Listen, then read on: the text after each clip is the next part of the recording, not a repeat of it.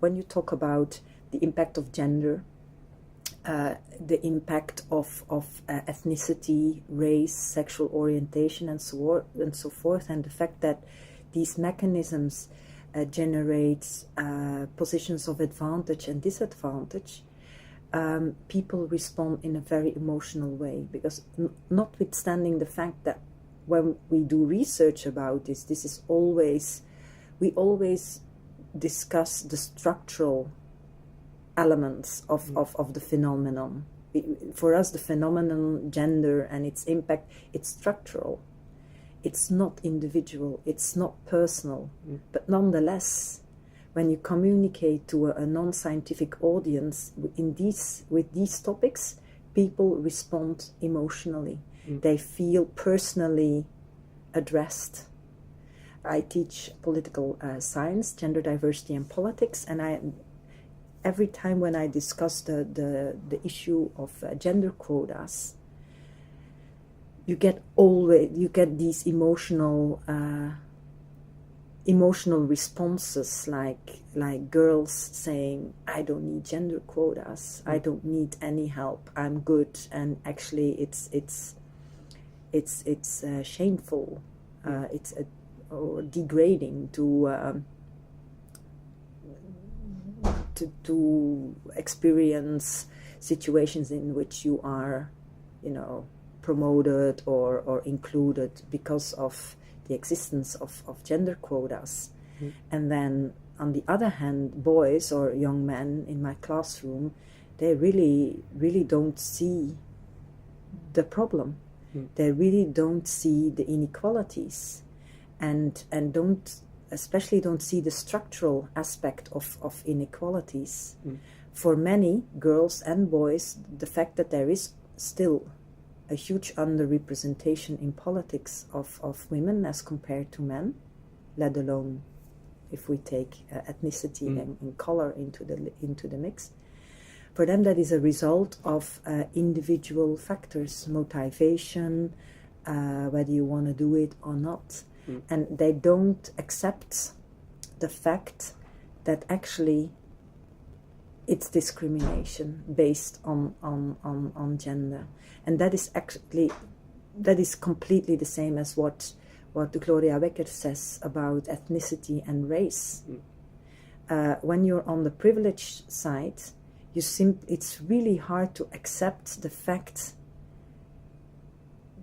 that you are actually privileged, and that means also that you have to acknowledge the fact that a lot of inequalities in society are due to the fact that you are privileged, and that these people in disadvantaged situations are there not only because of the fact that they don't want to perform, that they are lazy, that they want to do something else in their lives, but actually that there are structural mechanisms operating in society that keep them there, that put them there. And that's very, very, very difficult to acknowledge. And the problematic thing with discrimination in society is that you see it only when you're in the discriminated section or on the discriminated side of the mechanism. Then you feel it, you sense it, But when you're on the privileged side, it's really hard to see that you are always walking through open doors, because the door is not there for you, because you walk through it. It's open. So you don't pay attention to the fact that there's a door. But people who hit the closed door obviously know that there's a door. Now, you are co-director of REA, an expertise center on gender, diversity and intersectionality. Yes. You also advise for policymakers, if I understood well. Well, yes. So we also conduct research that supports policy on gender equality or other types of equality. But for the moment, we foremost are involved in advising our own institution, the university, for their equality policies, and that equality policies mainly focus on gender and ethnicity and the intersection between those two. Now I remember when you gave the opening speech for the lecture of Gloria Wecker that you were also addressing your own institution and the difficulties to diversify within the institution. Can you tell a bit more about this process? Yes, it's again, it's very hard and a difficult message to tell you to your own institution, and I also had to recognize it myself. We are so white. This is a very white institution, and so we are trying to change that. But that's difficult because you have to, send out the message like we are white and we need to use that privilege. We need to use that white privilege to change, to increase diversity. So that's the first step that we are taking now. That's also why we invited Gloria Wecker here in our institution to talk with people who take decisions, so the decision makers of the institution. Now, if we look to politics today, there's recent times a lot of polarization. Also, on a local basis, you see that organizations that are busy with questions of diversity, minderhedenforum, Unia, and so on, are under attack by politicians. How do you see the situation evolving? It's hard for me. It's really hard to make predictions about what is going to happen. But the main conflict is between those people that know and are convinced of the fact that inequalities in our society are structural and therefore unjust, and those who do not accept. And if you don't accept that inequalities are structural, measures like quotas or the praktijktesten have no legitimacy at all. If you don't accept that inequality is structural, you cannot take structural measures, and that is the big conflict. At a more abstract level that is going on, and so this cleavage divides people based on their trust and belief in science on the one hand, but also based on ideology. It's also an ideology of the individual that has responsibility and has autonomy and can do in life whatever he or she wants. It's an ideological difference, and that makes it really, really hard. It's not a scientific project where you can put people in a room and say, okay, this is a workshop, we close the doors and we are going to discuss the numbers and figures and the scientific results until we reach an agreement. This is not something we can do, apparently. Now, if we speak about ideology, Bart de Wever constantly says it, there is no shared, the enlightened values of the West are not shared by newcomers, by people with a migratory background. It's a generalization already, but also maybe it's time to reflect on how to create almost a new ideology. Maybe that's too creative to speak like that, but how can we live together with shared difference? Yeah, that is actually what we should do, and I'm working on a book for the moment, and it's the title is Feminist Democratic Representation, where we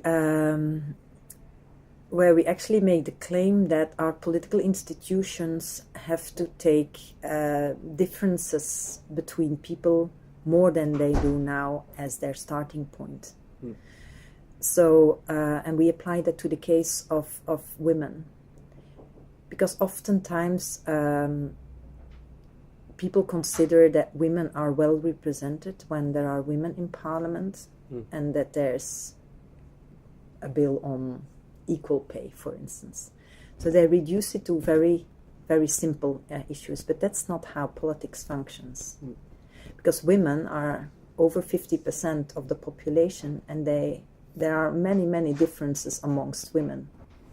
Race differences, ethnic differences, sexual orientation, class, age, of course, and so on and so forth. So what we are, because I'm co-authoring this book with somebody from London, what we claim in this book is that representative institutions, our parliaments, should be fora for conflict and debate. And for instance, if there's a bill to be drafted on the headscarf, for instance, why not have like a real debate amongst women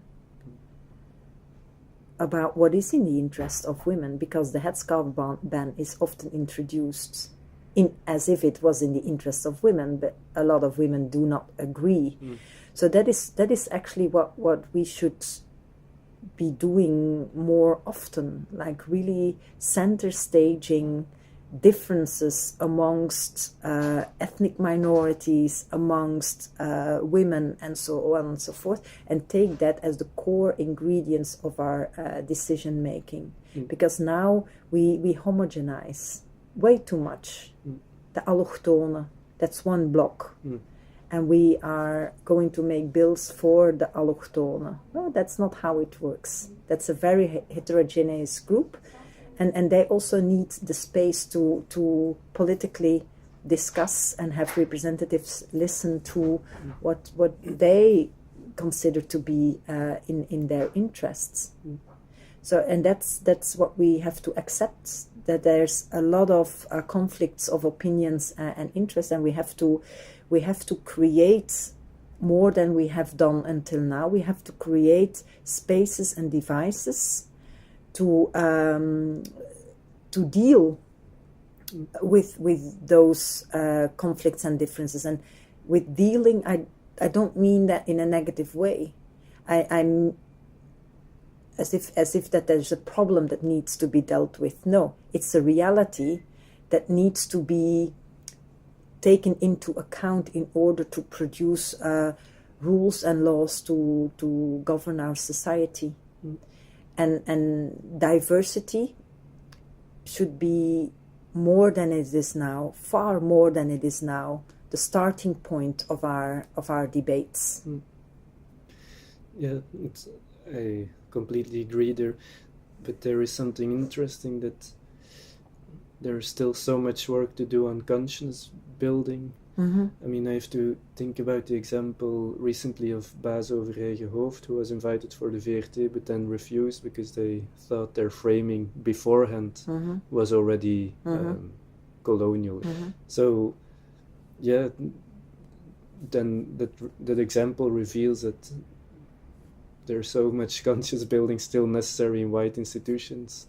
And also, if I speak, for example, with Helene, she's also often tired of having to fight simple debates just for raising more consciousness. I mean, she's not alone. There are many people who are fighting the debate every day, and it's so tiring at this point. Yeah, and that is also what Gloria Wekker describes. people often choose not to know and to not see it and to ignore it. And these people are then always the ones that call for your attention, that send you emails or messages on Facebook. And then comes the question very much indeed, is that then the thing that we need to be doing? Is that then those conversations with people that actually do not want to be convinced? Is that where you put your effort in, or not? Of course, if you don't, you end up in a very divided society. If you stop talking to each other, then but it's very hard to discuss issues like discrimination and privilege and so on and so forth with people that really do not want to believe. So it's not a matter of reason.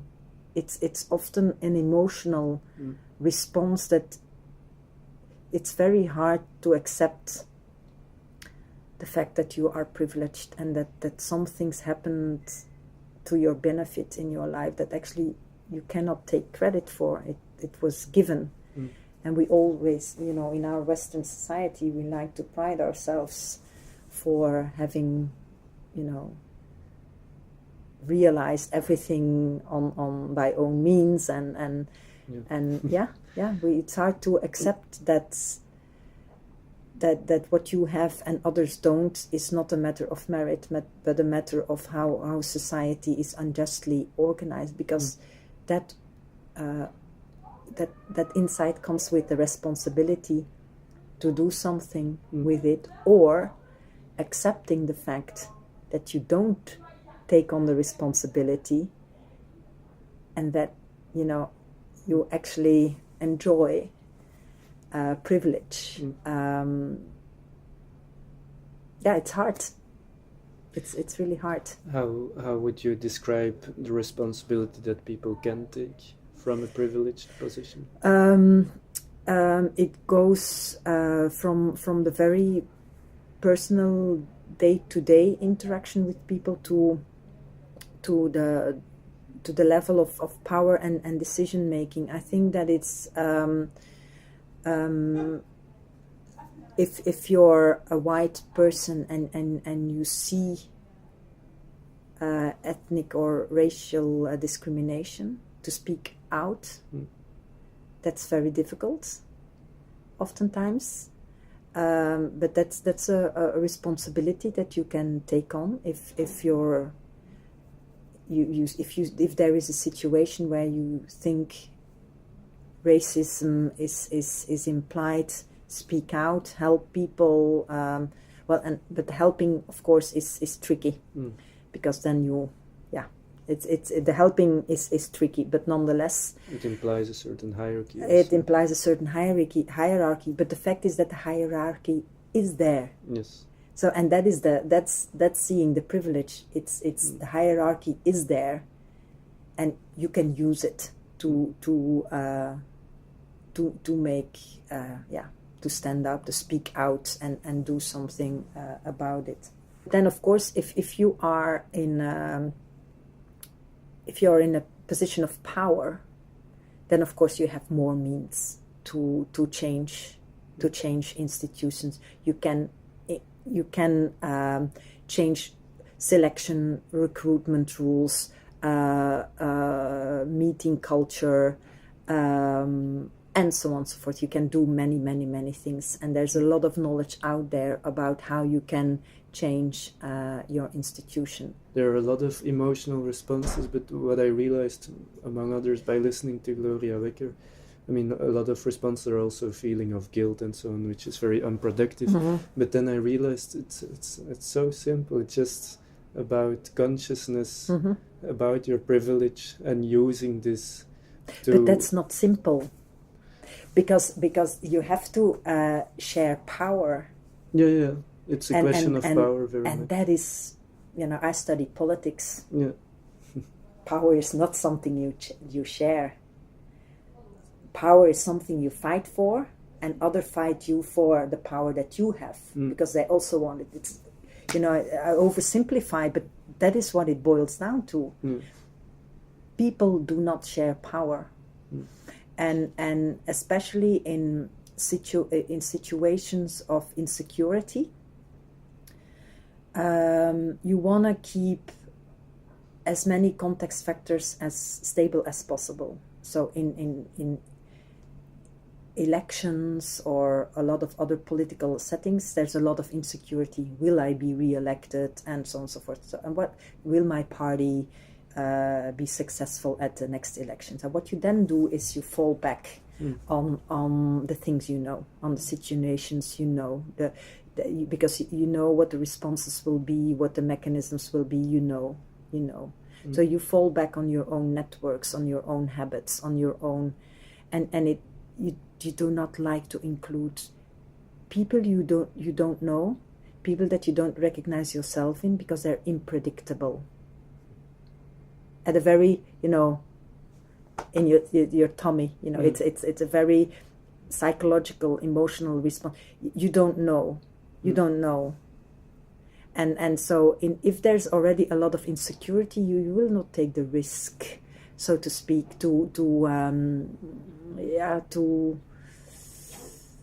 diversify and work and include work with and include people that you don't know. You don't understand their habits, their responses, you don't connect. So that's what you often see also in job hiring. That people like to hire other people that resemble them, or that you think like, I was like that also when I was that age, and so you that's what they call like cultural cloning. So you people have there's a bias. It's a built-in bias. You are going to select a new member for your team.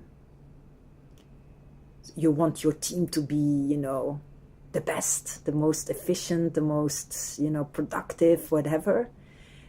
So you're not going to take a risk with hiring somebody whose CV is weird to you or is very different.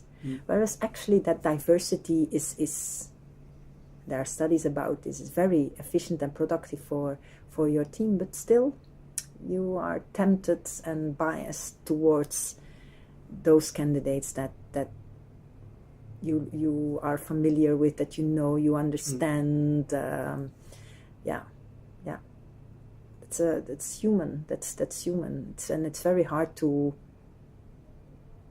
to cut through those habits. And you have this term intersectionality, which is looking across or to different factors which makes up an identity. Now I was thinking, the term super diversity has this also, there is a lot of inclusiveness, and then I saw your book intersectionality, but I saw the chapters, and there was one on intersectionality, mechanisms of inclusion and exclusion within the term, and I was interested to hear a bit more about that. Yeah, because there's super diversity is a term that actually, how shall I say this? It sidesteps a lot of the power dynamics and problems. It's super diversity.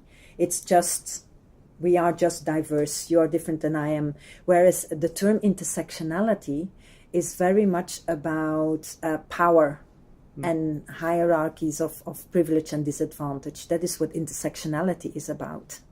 Whereas super diversity the genealogy of the concept of diversity comes from business and economic literatures, where diversity is more celebrated and very positively seen as something that can help to produce better products, have better marketing, and makes your team more economically productive.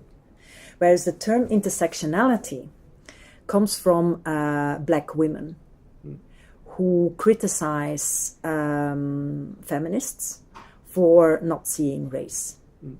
So this is, from the start, the term intersectionality is about power, inclusion, exclusion.